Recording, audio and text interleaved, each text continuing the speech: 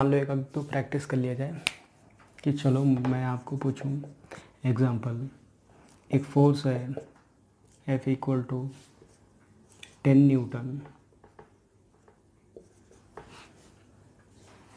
37 degree north of east, ठीक है। ये रिप्रेजेंट करो इसको। तो देखो ये मैग्नीट्यूड पार्ट, ये डायरेक्शन पार्ट, तो ये वेक्टर क्वांटिटी है, ठीक है। सिंबॉलिक तो ये है ही है। इसको ग्राफिकल फॉर्म में दिखाना है तो ग्राफिकल फॉर्म में इसको करते हैं। एक मान लो ये एक प्रैक्टिस प्रॉब्लम है, ठीक है, करते हैं। देखो कैसे। तो सबसे पहले नॉर्थ ईस्ट वेस्ट बना लिया जाए, ईस्ट नॉर्थ साउथ वेस्ट, ठीक है। अपना कितने सेंटीमीटर का लेंथ लोगे? Let 1 centimetre equal to 10 newton. अच्छा एक बात और भी बता दे कि बार बार इसको लिखा नहीं जाता, ये दिमाग में सेट कर लिया जाता है। और ज़रूरी नहीं है कि 1 सेंटीमीटर, एक लगभग एक लमसम आइडिया में लेंथ बना लेते हैं, उसको कोई बताने की बार बार ऐसा करना नहीं होता। हम तो लिख दिए हैं, ठीक है। इसकी बार बार आपको ज़रूरत नहीं पड़ेगी, एक दिमाग में माइंड सेट बना लो। तो 10 न्यूटन तो 10 सेंटीमीटर के लगभग इतना बड़ा बनाते हैं, वो आज़ादी है। मतलब ऐसा भी नहीं कि इतना बड़ा बना दिया, ठीक ठाक बना दो। 10 सेंटीमीटर का नॉर्थ ईस्ट डायरेक्शन, 37 का मतलब ई ऑफ के बाद जो आता है उसी के साथ एंगल होता है। तो ये एंगल 37 है इसका मतलब, और ये लेंथ इतना बना दिया 10 सेंटीमीटर का, तो ये फोर्स हो गया 10 न्यूटन का, ठीक है। ये रिप्रेजेंटेशन हो गया, कोई कष्ट इसमें नहीं है। एक और भी हम लोग प्रैक्टिस कर सकते हैं इसी में आगे। जैसे मान लो मैं आपको कहूँ इसी के आगे एक पार्ट और देख लो।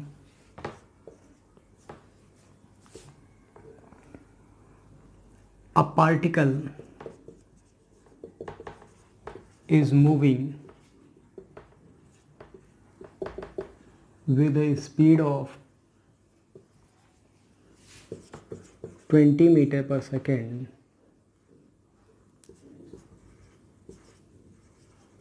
towards 37 degree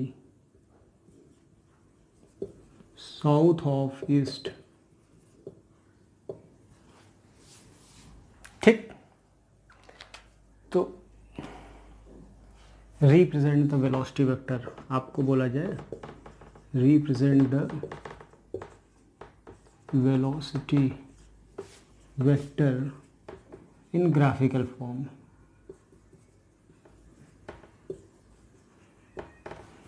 ठीक है। ग्राफिकल फॉर्म में आपको रिप्रेजेंट करना है, ठीक है। तो सॉल्व करते हैं इसको। स्पीड कैसी क्वांटिटी है? स्केलर है, तो स्पीड आपको दिया है यानी मैग्नीट्यूड दिया है, यानी मैग्नीट्यूड कितना है? 20 मीटर पर सेकेंड। डायरेक्शन बोलो, क्या बोला है? 37 degree, sorry 37 south of east, यानी वेलोसिटी वेक्टर सिंबॉलिक फॉर्म अगर बोले, वेलोसिटी वेक्टर लिखना होगा तो क्या लिखोगे? 20 मीटर पर second 37 degree south of east, ये डायरेक्शन, ये मैग्नीट्यूड। अपने को ये नहीं बोला था, अपने को बोला था किस फॉर्म में लिखने को? ग्राफिकल फॉर्म में। तो ग्राफिकल फॉर्म में बनाते हैं। चलो, ग्राफ के लिए अपने को पता होता है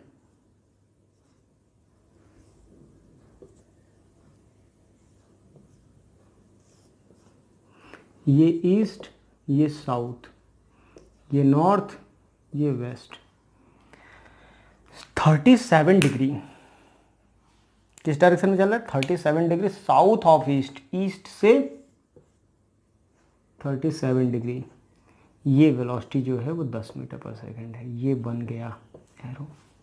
ठीक है, ये पाथ है, इस डायरेक्शन में पार्टिकल ऐसे जा रहा होगा, ठीक है ना, इसका मतलब ये डायरेक्शन हुआ।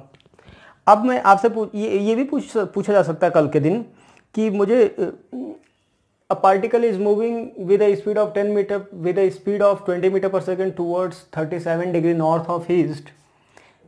Find the angle between north with the path of particle. तो ये पाथ है, इसके साथ नॉर्थ का कितना एंगल है, तो 37 प्लस 90। ये कुछ बेसिक क्वेश्चन आपसे पूछे जा सकते हैं, ठीक है। तो हम लोगों ने बच्चों देख लिया था कि वेक्टर क्या है, वेक्टर के पास डायरेक्शन भी है और मैग्नीट्यूड भी है। वेक्टर क्या है, वेक्टर के पास डायरेक्शन भी होता है और मैग्नीट्यूड भी होता है। फॉर एग्जांपल मान लो ए वेक्टर है, इसको क्या बोलोगे, वेक्टर ए। अब वेक्टर के पास दो चीज़ें होती हैं, क्या क्या, मैग्नीट्यूड प्लस डायरेक्शन। तो देखो वेक्टर को किससे रिप्रेजेंट करते हैं, ए, ऊपर एरो बना दिया। मैग्नीट्यूड को किससे रिप्रेजेंट करेंगे, मैग्नीट्यूड, तो मैग्नीट्यूड ऑफ ए जो रिप्रेजेंट किया जाता है वो मॉडुलस में ये वेक्टर बना दो या सिंपली ए लिख दो, ये मॉडुलस है, मतलब मैग्नीट्यूड। पार्ट को मॉड में बनाते हैं, किसी वेक्टर को मॉड के अंदर लिख दो तो वो क्या रिप्रेजेंट करता है, मैग्नीट्यूड पार्ट बताता है।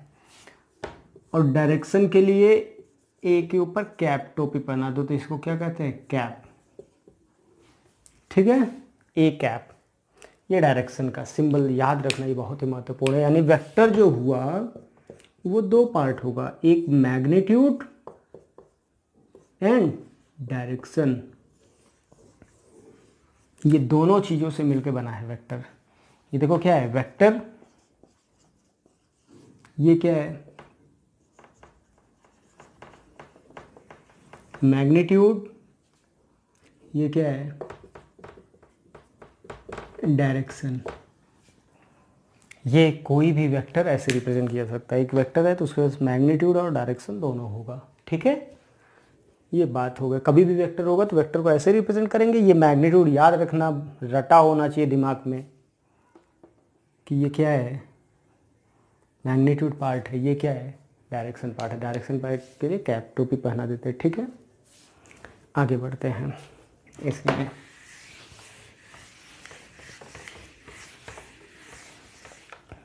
जैसे मान लो एक एग्जांपल की बात करें, हम एक एग्जांपल समझ लेते हैं। जैसे मान लो अभी तक जितने भी किया आप लोगों ने कि एक फोर्स है 20 न्यूटन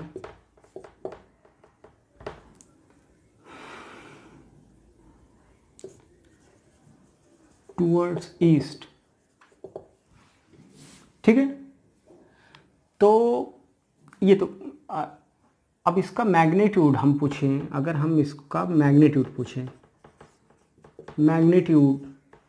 मैग्नीट्यूड मतलब आपको क्या पूछा जा रहा है, मॉडुलस। मैग्नीट्यूड का मतलब मॉडुलस आपसे पूछा था, तो मॉडुलस बताओ इसका मैग्नीट्यूड कितना है, 20 है।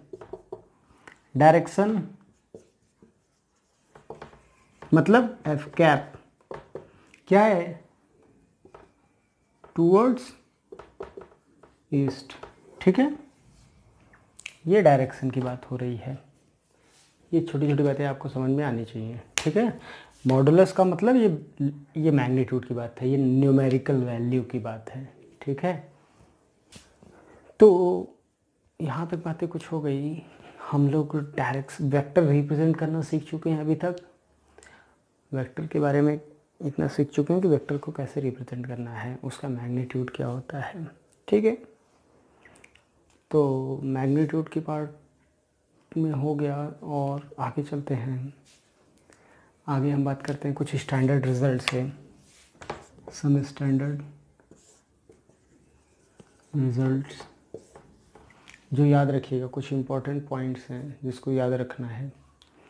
फर्स्ट पॉइंट वेक्टर के बारे में हम जो आपको बताने जा रहे हैं वो, एक वेक्टर कोई अगर ए है और इस वेक्टर को जैसे मान लो यही वेक्टर है, ये वेक्टर है, इसको अगर हम 360 डिग्री रोटेट कर दें तो फिर दोबारा वहीं पे आ जाएगा। जैसे ये इधर है, मैं अगर इधर हूँ, मैं 360 डिग्री रोटेट करके वहीं पे आ जाऊँ तो कोई चेंज नहीं हुआ, वो वेक्टर एज इट इज़ ऐसा ही बना रहेगा। मतलब इस वेक्टर को अगर 360 डिग्री रोटेट कराया जाए then vector does not change. If we rotate a vector by 360 degree then it will not change. ये एक पॉइंट है। दूसरा पॉइंट इसी में याद रखिएगा, लिख लीजिएगा, if we rotate a vector by 360 degree then it will not change. दूसरा पॉइंट इसी में, पॉइंट नंबर 2, आपसे मैं कहूँ, चलो एक एग्जांपल से समझते हैं पॉइंट को। जैसे मान लो यार, a force 10 Newton towards east, चलो इसको प्लॉट करो। तो डायरेक्शन अपने को सर क्लियर होता है, ये ईस्ट होता है, ये नॉर्थ होता है, ये वेस्ट होता है, ये साउथ होता है। हमें इस फोर्स को प्लॉट करना है, तो ठीक है, ईस्ट ये डायरेक्शन है, 10 लेंथ कितना होना चाहिए, 10, मैग्नीट्यूड कितना 10, डायरेक्शन कितना है ईस्ट। तो ईस्ट तो ये भी है, ईस्ट तो ये भी है, ईस्ट तो ये भी है, ईस्ट तो ये भी है, ये सारे के सारे क्या है, ईस्ट ही तो है। 10 सब एक, यानी सारे वेक्टर कैसे हैं, एक ही वेक्टर है। ये वेक्टर हो, ये वेक्टर हो, ये वेक्टर हो, ये वेक्टर हो। और एक बात मैं आपको कहूँ कि मतलब इसका मतलब ये हुआ कि हम यह बोल सकते हैं, अच्छा कोई ज़रूरी नहीं यहाँ पे हो ऐसे बनाए, कोई यहाँ पे बना दे तो भी लेंथ उतना ही रहे, तो भी ये क्या सेम वेक्टर हुआ ना, आइडेंटिकल वेक्टर्स। यही तो, क्योंकि देखो डायरेक्शन इधर ईस्ट है तो ये ईस्ट तो है ही है, देखो नॉर्थ इधर होता है, ईस्ट में है, लेंथ मैग्नीट्यूड है, तो ये भी वही वेक्टर, दो ही चीज़ तो होता है ना, डायरेक्शन और मैग्नीट्यूड।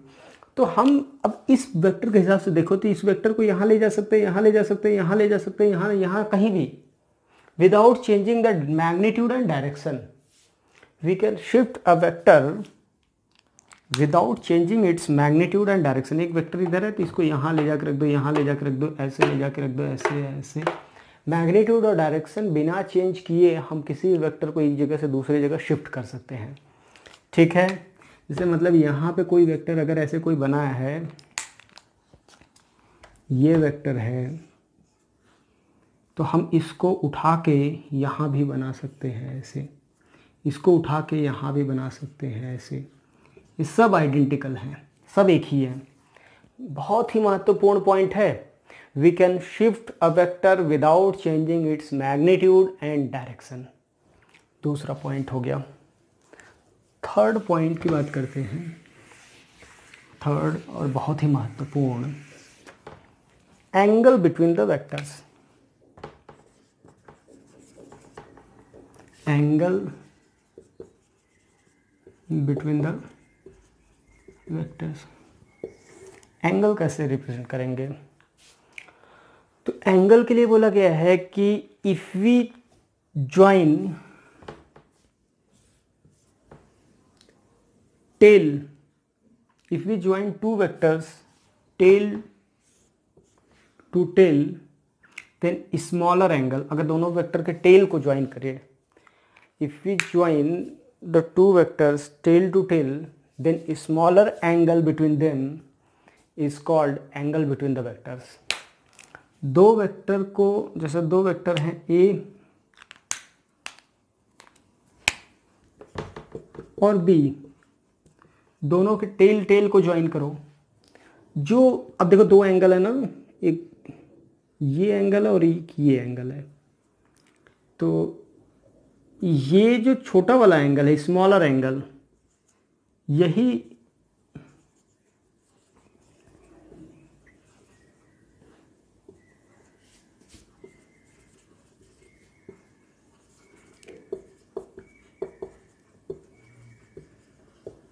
ये जो थीटा है स्मॉलर एंगल, इसी को हम बोलते हैं एंगल बिटवीन द वेक्टर्स। याद रखिएगा जब दो वेक्टर के टेल्स को ज्वाइन किया जाए तब जो एंगल बनता है छोटा वाला एंगल, उसी को कहते हैं क्या, एंगल बिटवीन द वेक्टर। ये 2 पाई माइनस थीटा भी तो एक होगा, देखो एक 2 पाई माइनस थीटा भी होगा।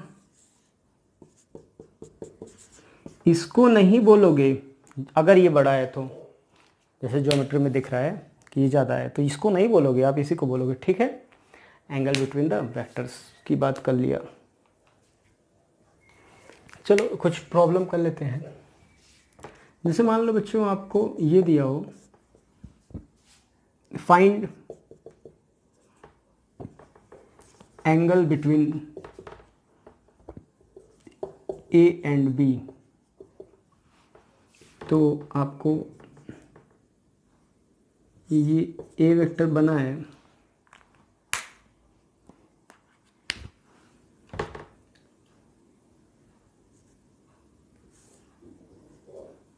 ये 37 डिग्री है, ये बी वेक्टर है। ठीक है, इसमें मुझे बताना है। तो क्लियरली याद रखिएगा, हम जानते हैं कि हमें टेल टू टेल ज्वाइन करना है, तो चलो टेल टू टेल ज्वाइन करते हैं।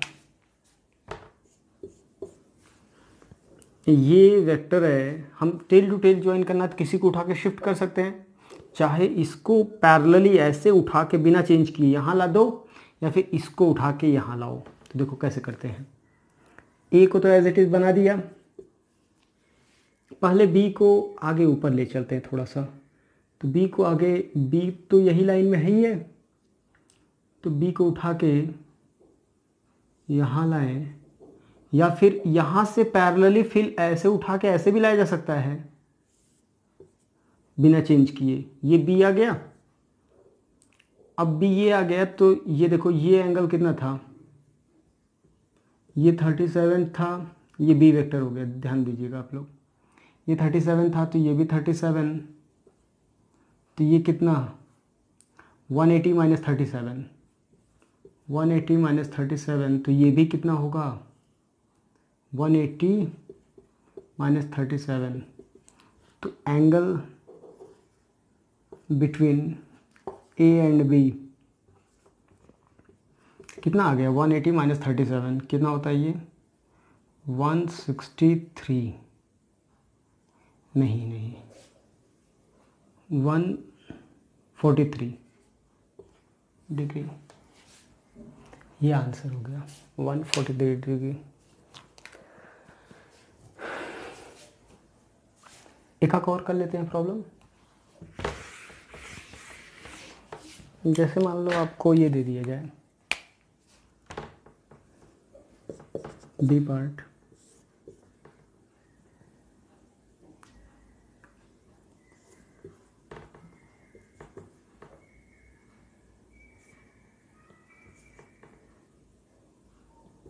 (160 डिग्री) A and B, find angle between A and B. तो देखो क्या है, अब ये सबसे ज़्यादा आसान है क्योंकि हम चाहे तो ए को आगे शिफ्ट कर लें, यहीं पे दिखाई दे रहा है, ज़्यादा कुछ करने की ज़रूरत ही नहीं। इसको उठा के इधर ला दो, ऐसे कर दो, ए को ऐसे उठा के ऐसे रख दें, तो ये एंगल कितना बन जाएगा 20 डिग्री। तो यही आंसर हो जाएगा,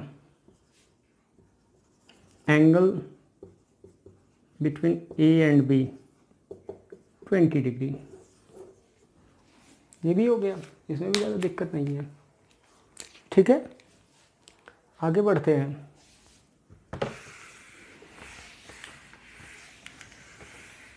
एक और प्रॉब्लम कर लेते हैं बस। जैसे मान लो, चलो आपके पास ये दे दूं मैं, एक वेक्टर ये है, ए 60 डिग्री,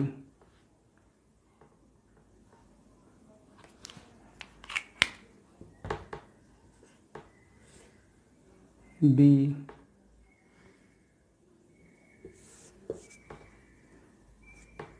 30 डिग्री, सी। ठीक है, आपसे पूछा जा रहा है फाइंड एंगल